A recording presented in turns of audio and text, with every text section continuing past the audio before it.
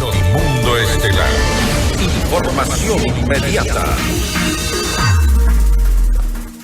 En la Asamblea Nacional se tramitará la propuesta de reforma constitucional del presidente Daniel Noboa para permitir la instalación de bases militares en el país. Esta es la entrevista de Fausto Yepes. Hoy con...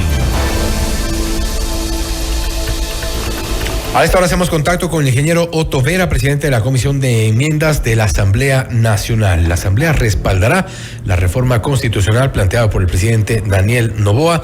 Hay algunas voces incluso que difieren con la propuesta original del Ejecutivo. Asambleísta, gracias por estar con nosotros. Fausto Yepes le saluda, bienvenido.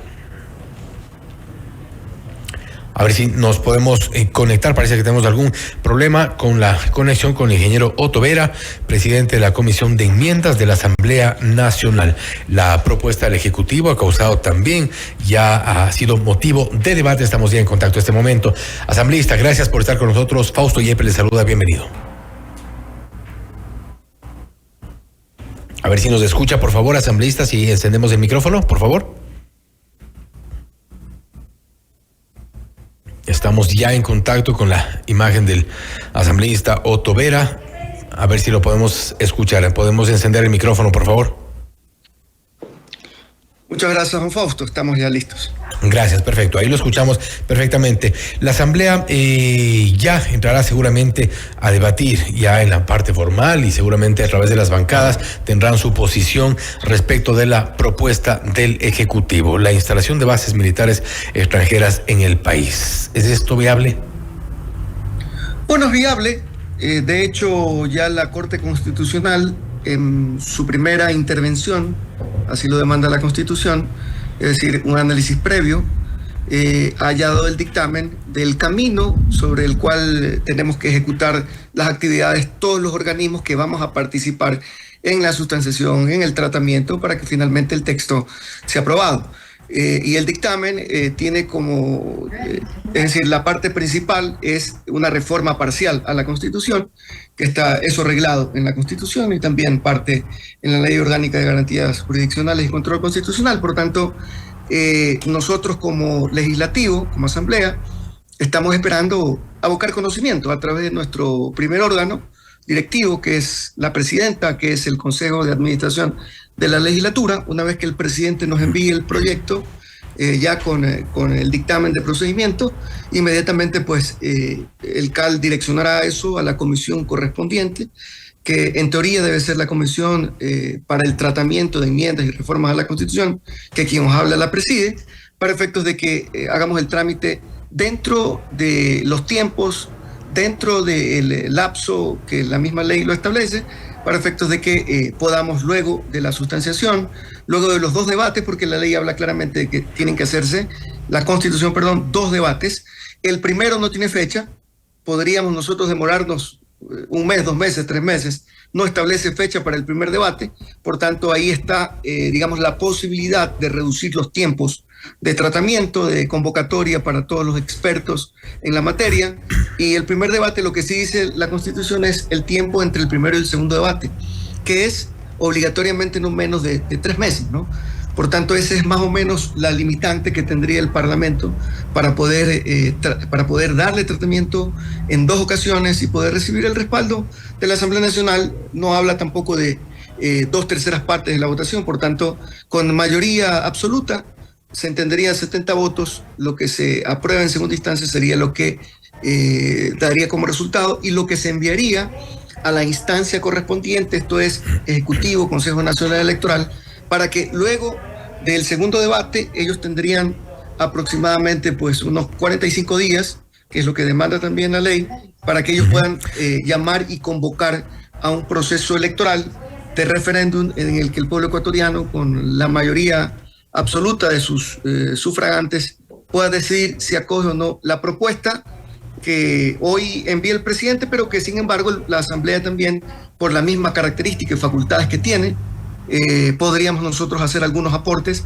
siempre y cuando esos aportes se enmarquen dentro del espíritu de la propuesta del legislativo y por supuesto también estemos enmarcados en lo que dictamina la Corte Constitucional. Es innegable, asambleísta, es innegable que este va a ser un tema de discusión, de debate en el ámbito electoral. Es innegable también que este pudo haber sido uno de los ingredientes que aporta el Ejecutivo para el debate sobre la instalación de bases militares extranjeras en el país. Hay quienes se oponen y seguramente esto será también parte de la pre-campaña electoral. Pero hablando un poco de esta decisión de la Corte Constitucional, la declaración del presidente de hace un día un poco más sobre la existencia de 2.000, la supuesta existencia de 2.000 hectáreas de plantaciones de coca en el país, algo que ha sido de alguna forma desmentido por parte de las Fuerzas Armadas, que dicen que están en el rastreo de la ubicación de estas de las plantaciones de coca en el país. Todos estos elementos no configuran de alguna forma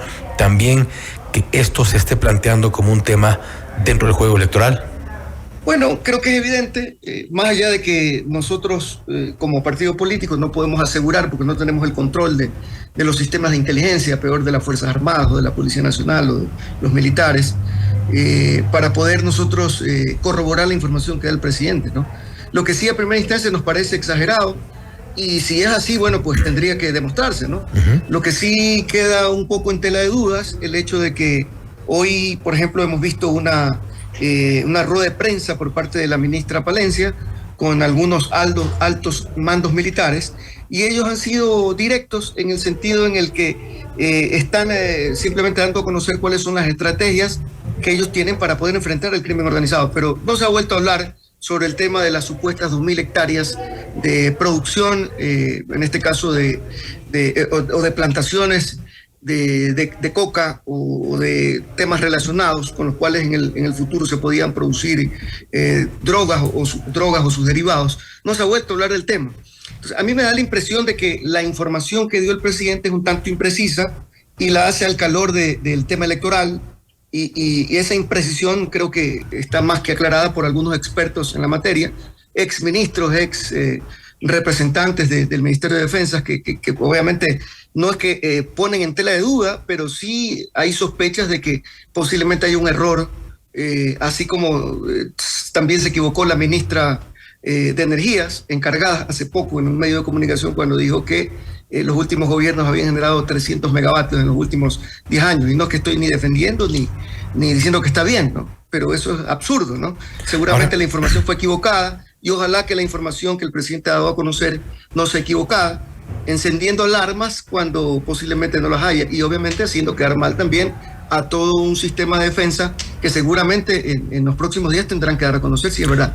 Y ahora bueno, bien, si es verdad, y si es verdad, tendrán que tomarse las medidas correspondientes, ¿no?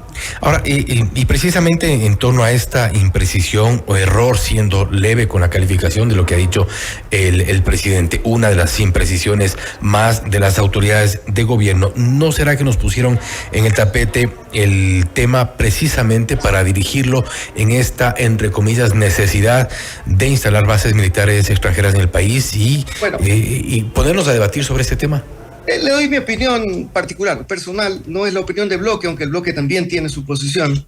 Lo digo a forma personal, ¿no? Yo sí pienso que el crimen organizado, que es transnacional, no puede enfrentarse de manera aislada. Yo creo que si empezamos a ver las experiencias que ha tenido México, las experiencias que ha tenido Colombia, Perú y todos los países vecinos, incluidos los Estados Unidos, bueno, ahí ya la cosa es un poco diferente, ninguna de estos países que ha tenido debilitamiento de su seguridad y que han sido afectados por el crimen transnacional han salido solos. Ellos han tenido de alguna u otra manera que buscar estrategias de colaboración de otros países, obviamente siempre y cuando esa participación sea arreglada. Y esa es una de las cosas que seguramente le puede preocupar a muchos, ¿no? Diciendo, bueno, se van a instalar bases militares de otros países en donde van a poner inteligencia, además de facilitar logística, y eso puede preocuparle a muchas personas, ¿no? En el Ecuador, sí. Pero hoy, a través de esa reforma, lo que se podría conseguir en el futuro es abrir la puerta. Pero no quiere decir de que eso de ahí va a tener, es decir, el libre albedrío, que significaría que mañana se instala una base militar de cualquier país, porque no solamente puede ser... Siempre habrá o se plantea la idea del control de las Fuerzas Armadas locales. Ellos van a hacer lo que les dé la gana, de ninguna manera. Eso tiene que ser reglado. Y de hecho, parte de esa reglamentación, aunque no debe ir en la modificación o en la reforma parcial que se va a poner en la Constitución, que se va a tramitar, pero sí debe ir luego en una ley orgánica que tendrá que crearse una vez que el pueblo ecuatoriano apruebe esta reforma parcial. Es decir, eso no puede quedar simplemente abierto. Así como hay leyes que se ejecutan y que a veces no es sencilla su aplicación. ¿Por qué? Porque no tienen un reglamento. Entonces, asimismo, se aprueba, es decir, simplemente la Constitución va a permitir que haya la posibilidad de que recibamos apoyo internacional, sí, pero ¿en qué condiciones? Eso tiene que ser reglado. ¿Y cuándo va a ser reglado? Cuando creemos la ley, pues. Entonces, no es que inmediatamente se aprueba el cambio en la Constitución, digamos en abril, cuando sea la segunda vuelta electoral, y luego de los tiempos, digamos 15 días después de que se publican los resultados, quiere decir que ya vamos a tener bases militares. De ninguna manera. Eso tampoco va a ocurrir. Ahí viene la segunda fase.